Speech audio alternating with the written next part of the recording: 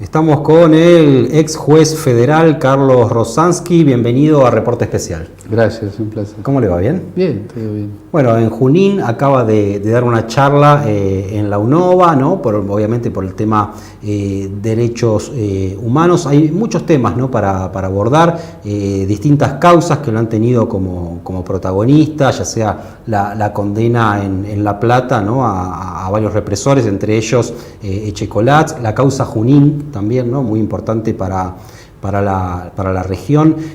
Quiero empezar preguntándole cómo analiza la actual gestión, ¿no? de derechos humanos, lo que tiene que ver con el cambio de gobierno, porque bueno, ha habido muchas críticas, ¿no? Este 24 de marzo hacia la política oficial. Yo sobre eso tenía una opinión todos estos años, mientras iba viviendo el proceso. Todos esos años yo pensé y sostuve, incluso públicamente, que todo lo que venía sucediendo en la Argentina a nivel de juicios era irreversible. Hoy yo estoy dudando de esa irreversibilidad.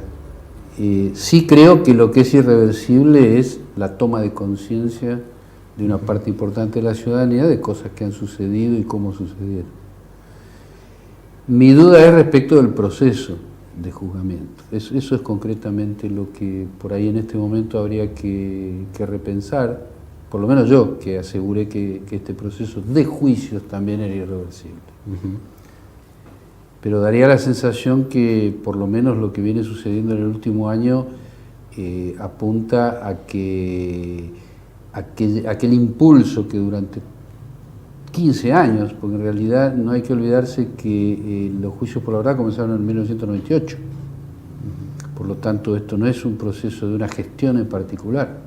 Más allá de que, por supuesto, hay gestiones que tienen más o menos interés por cuestiones ideológicas, pero la realidad es que este es un proceso que comenzó con el juicio a las juntas, que luego vino una condena en ese juicio, y casi inmediatamente vinieron 2 leyes de impunidad y casi inmediatamente vinieron indultos. En términos judiciales, una condena luego indultada no sirve para nada.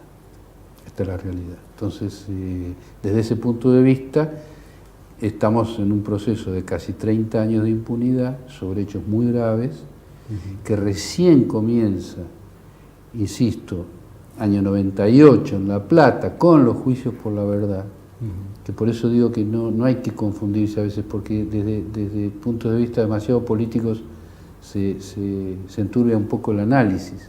En realidad el año 98 no era la gestión del 2001, ni del 2003, ni del 2005, pero en el año 98, y además fue por otra razón, porque los juicios por la verdad comienzan cuando la propia presión de la gente y de los organismos durante décadas termina logrando que en este caso una Cámara Federal diga, está bien, hay leyes que impiden juzgar con condena, con sanción, pero lo que no se puede en el derecho argentino es negar la verdad.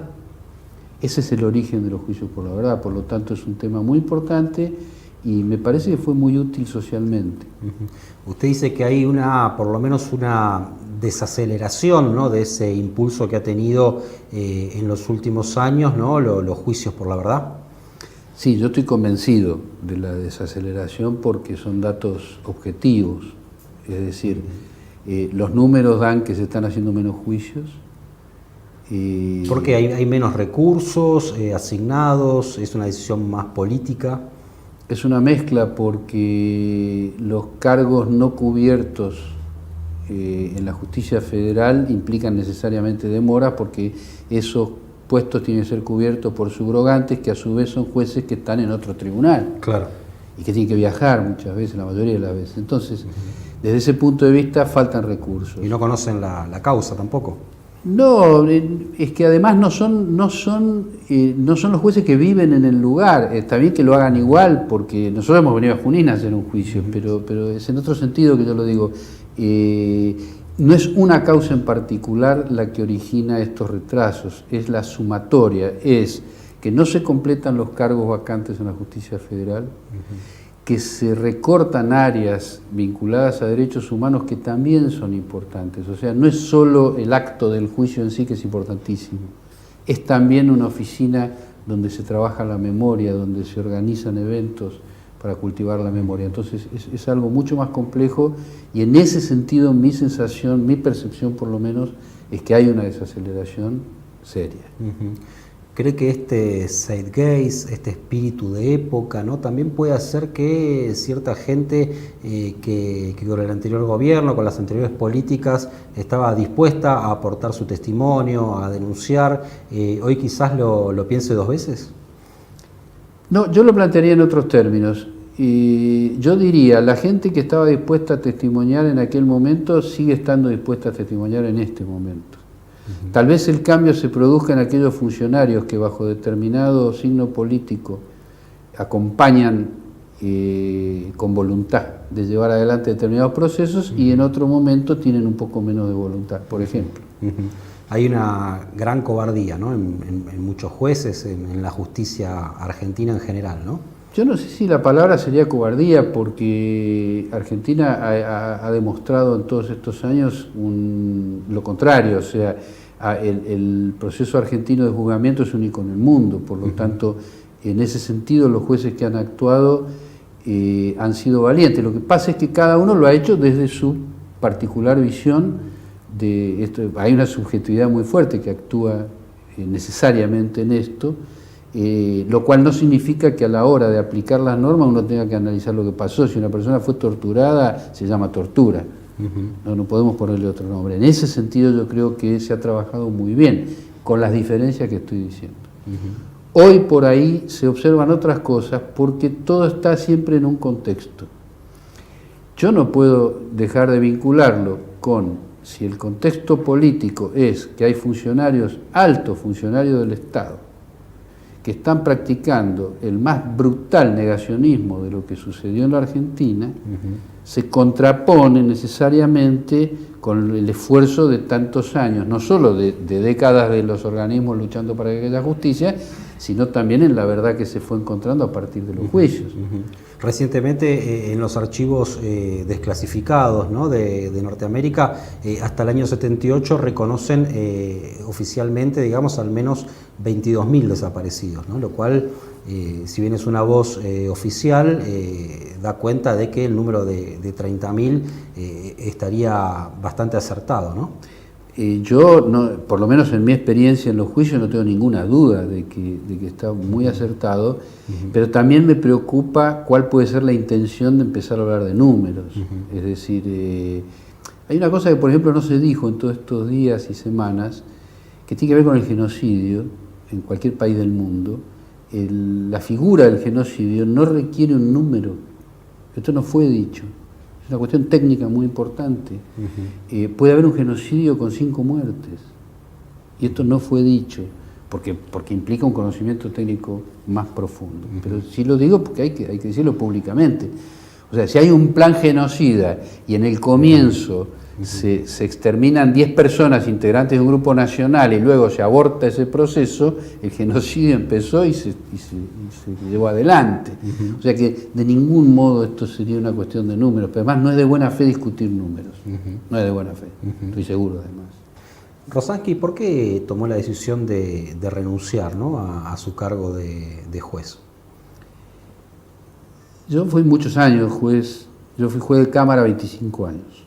Que es una cifra importante porque en general ese tipo de cargo son personas que han hecho una carrera judicial y luego llegan al cargo de juez de Cámara. En mi caso yo directamente concursé para juez de Cámara hace 26 años atrás en Bariloche, por lo tanto todo ese tiempo, más de un cuarto de siglo, fue ya directamente en ese cargo. Lo cual es, primero, exactamente desgastante porque yo llevé a cabo más de 4.000 juicios orales de delitos criminales. Ni hablar los últimos 11 años el primer juicio de lesa humanidad fue en el 2004, fue anterior a la derogación y a la anulación de audiencia y punto final, porque no se aplicaban para la apropiación de criaturas. Y en el 2004 juzgamos a Echecolás y a Vergés. de modo que de ahí en adelante, encima fue el tribunal que más juicios por delitos de lesa humanidad llevó adelante, y el único que integró todo el tiempo el tribunal fui yo. Por lo tanto, eso significó necesariamente una carga muy fuerte que no la eludí, por supuesto. ¿Cuántos juicios tuvo por delitos de lesa humanidad? Yo no hice la cuenta, pero deben haber sido alrededor de 15 juicios, pero que por el tema y por la envergadura, teniendo en cuenta que en el primero de ellos, el primero me refiero en la etapa ya de anulación de las leyes de obediencia y punto final, año 2006, desaparece Jorge Julio López. En el mismo momento de esa desaparición comienzan las amenazas hacia mí, hacia funcionarios del juzgado, hasta el día de hoy. Por lo tanto, son todos factores muy fuertes que claramente detonaron en esta gestión. O sea, esto fue muy claro. Un programa periodístico anunció que el Poder Ejecutivo había decidido que me iban a echar. Esto es algo conocido. Y cuando 2 semanas después el representante del Poder Ejecutivo en el Consejo de la Magistratura decide hacer lo que decide hacer, evidentemente aquellos mensajes anticipados periodísticamente se traducen en actos de Estado. Y ahí ya es como que un poquito todo ya obliga a repensar las cosas seriamente. ¿Qué cree que pasó con Julio López? Es muy difícil arriesgar una teoría, porque en primer lugar hay un error grave de investigación, a mi entender, porque que tiene que ver con que el Estado y la justicia no estaba preparado para este tipo de eventos. Uno está preparado para un robo, incluso para un homicidio, de distinto tipo de homicidios. Pero que en democracia desaparezca una persona que es testigo y que acaba de testificar de esa manera es un hecho completamente extraordinario. Entonces eso condiciona mucho a los funcionarios que van a tener que investigar, que si no están preparados adecuadamente no van a investigar bien. En el mismo sentido fue el comienzo de los juicios por delitos de lesa humanidad. Tampoco estábamos preparados, la justicia federal no estaba preparada. No estaba preparado para que desaparezca un testigo. Entonces, el juicio siguiente, que fue el de von Bernich, el sacerdote, había que pensar muy seriamente cómo íbamos a hacer para que los testigos quisieran venir a declarar sin miedo. Claro. Entonces, Un sistema de protección, ¿no? Claro, es un desafío permanente y ese desafío va a poder ser salvado o no de acuerdo a la preparación que tenga individualmente cada uno de los funcionarios y como institución la justicia, que no siempre la tienen, de hecho que no. Ni siquiera la infraestructura edilicia tampoco, etcétera, etcétera. Y los códigos, código de procedimientos, que es un ejemplo interesante. El código de procedimientos dice que los testigos tienen que estar en la sala de al lado incomunicados entre sí. Entonces yo tenía que hacer un juicio en el cual declaraba, por ejemplo, el matrimonio Greiber que hace 40 años duermen en la misma cama. Entonces había que decirle no hablen. ¿Se entiende? O sea, claro. Esto es un ejemplo muy claro porque lo vivimos de lo que significa como desafío. No quiere decir que no tenga solución, porque yo no le fui a decir al matrimonio grave no hablen, porque los jueces no deben ser cómplices de una situación no prevista, sino que tienen que encontrar el camino más lógico, que es que en este caso está en la Constitución Nacional, que está por encima de un código de procedimiento, por supuesto. Igualmente la desaparición de López la atribuye a estos grupos, ¿no?, residuales, ¿no?, que tienen que ver con la represión ilegal. Todo daría para pensar que, como mínimo, que no es casual.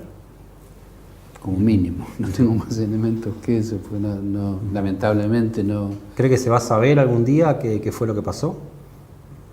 Yo no lo descartaría, no lo descartaría. Yo creo que todo va a depender también del contexto. Nosotros vivimos del contexto. ¿Hoy se está investigando el caso López? Sí, se está investigando en La Plata. Lo que pasa es que se comenzó a investigar, después falleció el juez, después se concursó.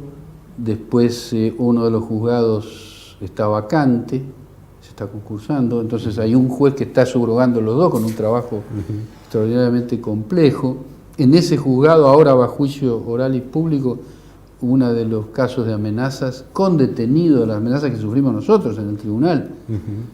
Una funcionaria, yo mismo, criaturas, de modo que son... Y hay un detenido. Hay un detenido, sí, hay un detenido que tenía en su poder 3 armas de guerra cargadas listas para el disparo cuando fue detenido. ¿Se sabe quién era, quién lo mandaba? No, pero en uno de los mensajes que se secuestraron, pues estuvo 4 meses, de hecho que comenzó cuando estábamos acá, creo, porque fue a partir de enero del año 2015. Durante 4 meses casi, y uno de los mensajes, el último si no me equivoco, que no llegó a enviar porque fue detenido, decía que su único líder y jefe es Miguel Osvaldo Checolás. Impresionante. Impresionante, impresionante. Habló de la familia Graiber, ¿no? También es inevitable preguntarle por el tema papel prensa. ¿Cree que hubo ahí una complicidad de medios concentrados, de Clarín, de La Nación, para apropiarse de papel prensa? No sería razonable que yo diga eso porque se está investigando, por un lado.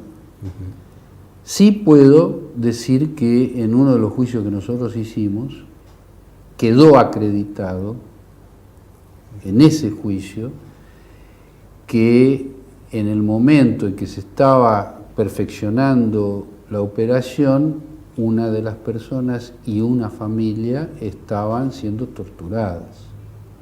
Esto fue declarado y acreditado en el juicio, por eso sí lo puedo decir, porque además está en la sentencia.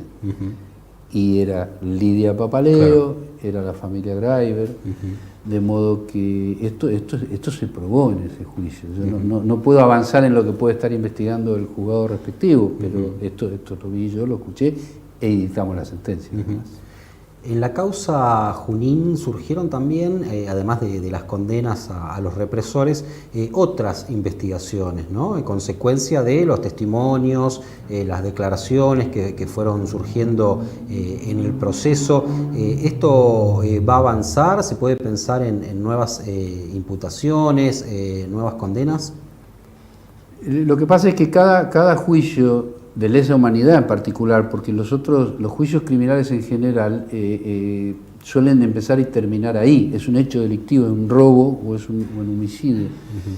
Lesa humanidad es un juicio mucho más complejo que refleja, primero, lo que estaba sucediendo en una época determinada, segundo, que estaba sucediendo hace 40 años, con todo lo que eso significa para el derecho.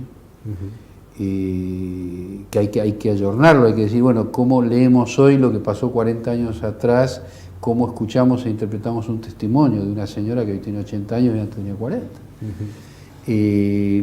Pero esos juicios tienen la característica, además del tiempo transcurrido, que cada testigo va contando lo que pasó eventualmente con su familiar, pero a su vez lo que esa persona vivió cuando estaba reclamando. Entonces ha pasado por, para dar un ejemplo, muchísimos testigos han contado que fueron al juzgado tal y tal a hacer tal denuncia y el juez federal no solo le rechazó con costas, sino que ese mismo juez estuvo en un centro clandestino. Entonces, para dar un ejemplo de las derivaciones que puede haber, entonces cada una de esas cosas tienen que derivar en una causa penal, que de hecho fue sucediendo. Nosotros hemos denunciado en muchos juicios. A raíz de esos testimonios hemos dictado sentencias sobre lo que se probó. Claro. Y a su vez hemos sacado testimonio y mandado al fiscal, como es obligatorio además, de todas aquellas cosas que se van descubriendo en ese juicio 40 años después.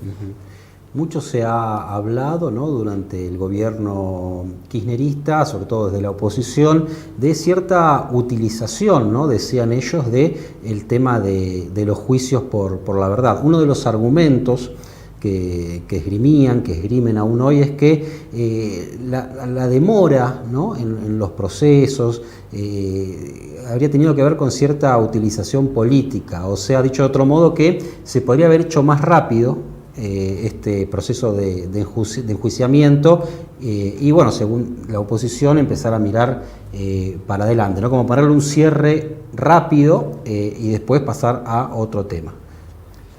Ahí hay dos cosas. Una, en mi experiencia personal, insisto, es el tribunal que más juicios de lesa humanidad hizo. Durante ese periodo, esos 10, 12 años, En lo personal y como tribunal, lo único que hemos recibido del Estado es apoyo, en todo sentido. Pero además un apoyo muy especial porque era de distinto tipo. Por ejemplo, para el primer juicio, que no había, yo insisto, no había infraestructura suficiente, mínima. El despacho nuestro, o sea, el mío y el de los dos jueces, 3 jueces, estaba en la calle 8 y 50, en el edificio de los tribunales federales, en la terraza. Esto es literal, teníamos despacho en la terraza. Y el que resolvió esto, sin tener nada que ver porque era provincia, fue el entonces gobernador Felipe Solá, a quien yo no conocía, y fui a ver, y sin conocerlo le dije, tengo que iniciar un juicio así, así, así, así, y hace falta un lugar. Y la provincia alquiló una casa, que está hasta el día de hoy. Entonces, quiero decir, en mi experiencia personal, fueron años de muchísimo apoyo estatal, más allá de si era una gestión provincial, nacional, o de un signo político o de otro, en lo personal. Y la segunda parte de la pregunta, que tiene que ver con mirar para adelante, yo creo que una de las peores cosas que se puede hacer a la memoria es mirar para adelante. Yo creo que mirar para adelante solo es posible si primero miramos para atrás y recordamos lo que pasó. En general, detrás de esa afirmación de que hay que mirar para adelante, en general va acompañada de no mirar para atrás lo suficiente. No mirar lo suficiente significa impunidad. Y yo creo que la República Argentina no está dispuesta a eso. O sea, la mayoría de los habitantes de la Argentina acompañaron este proceso, están contentos con este proceso, el mundo saluda este proceso. Argentina, junto con Bangladesh, son los 2 países del mundo que realizan este tipo de juicios, con alguna diferencia. En Bangladesh es la Corte Suprema la que está juzgando, pero la realidad es que son 2 países. Yo pronto estoy viajando para allá justamente por un evento sobre este tema y conozco a los jueces, y realmente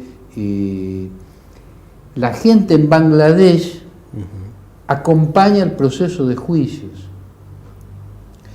En Argentina la gente acompaña el proceso de juicios. Ahora, eso no significa que haya gente que no los acompañe y que esté en contra incluso, por una cuestión elemental. Si alguna persona es familiar de algún imputado y tiene no solo el afecto y el amor lógico de ese parentesco, sino que además ideológicamente está consustanciado con lo que hizo su familiar, es absolutamente lógico que no esté de acuerdo con los juicios.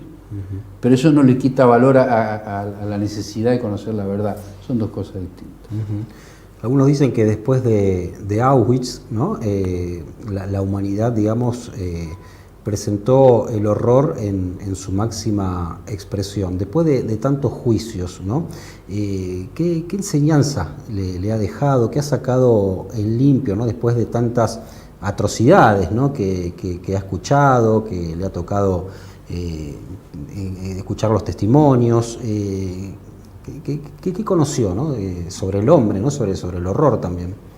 A mí, yo viví las 2 cosas, pues yo estuve en el medio de los juicios, del periodo de juicios. Estuvimos en Auschwitz justamente, con jueces de Argentina, con Sergio Torres, con Daniel Rafecas, y estuvimos caminando, y estuvimos en Francia hablando de esto, en el Museo del Holocausto, justamente por la vinculación con el proceso argentino.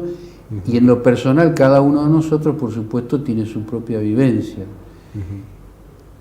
En Auschwitz uno lo que ve es, por supuesto, el horror en su máxima expresión, o sea, estar en un lugar donde uno ve miles de kilos de cabellos con trencitas de criaturas, no tiene forma de expresarse, da ganas de morirse en el lugar. Y salvando la distancia, cuando uno está acá y está escuchando testimonios de torturas brutales a seres humanos, la conclusión es que el ser humano, en primer lugar, es el único habitante de la Tierra capaz de hacer ese tipo de daño. O sea, ningún animal tortura.